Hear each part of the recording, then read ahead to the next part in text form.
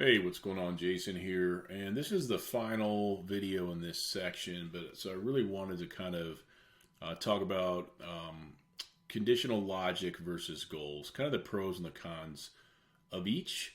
And I don't really think saying conditional logic versus goals is the right thing to say, but I'm just going to tell you what I like about and don't like about each. So, because to be honest, in theory, they work great together. Okay. Goals are powerful, like as we just talked about in the last video, because they can make your automations focused on nurturing somebody forward in the customer journey one step at a time. We're going to nurture them till they book a call. We're going to nurture them till they commit to buy. We're going to nurture them till they buy, etc. Right? So you can break it down. You can make your automations very simple, very powerful. An automation that is, very linear, like this, that just keeps going. And the spaces like we talked about earlier, maybe it's 1 day here, maybe it's 3 days here. They get longer as it goes down, right? 5 days. Like that's easy. It's easy to grasp, it's easy to use. And then, at some point, say maybe a week later, they get to a goal. And if they don't hit the goal, eventually what they'll do is they'll just get all 4 emails and flow out of the automation, right? It just goes to the end. So there's no harm in that flow through goal. But the beauty is,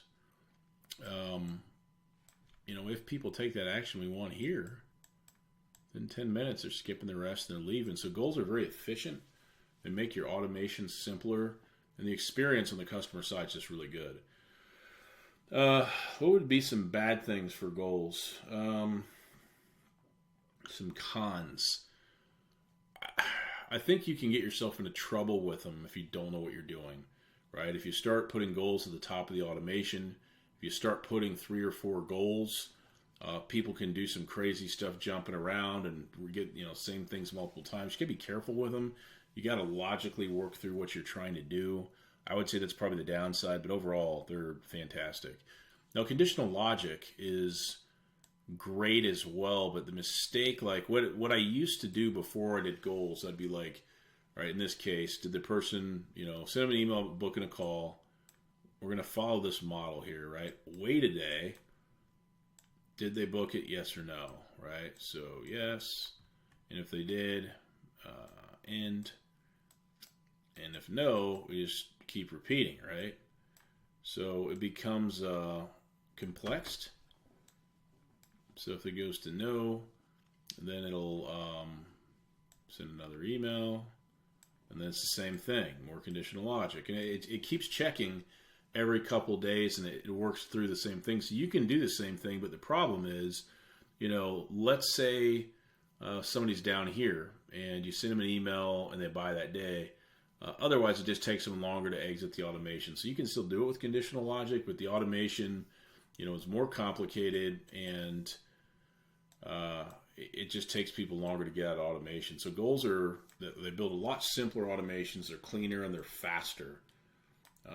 Conditional logic, I like it because in some cases it's very simple.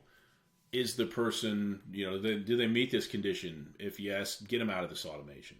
Like in my welcome series automation I showed you earlier. Have they already been through this? If so, get them out of here. Right? So it makes sense for that, even though that automation still has a goal. So for simple forking of the road paths, it's great. When you get into crazy conditional,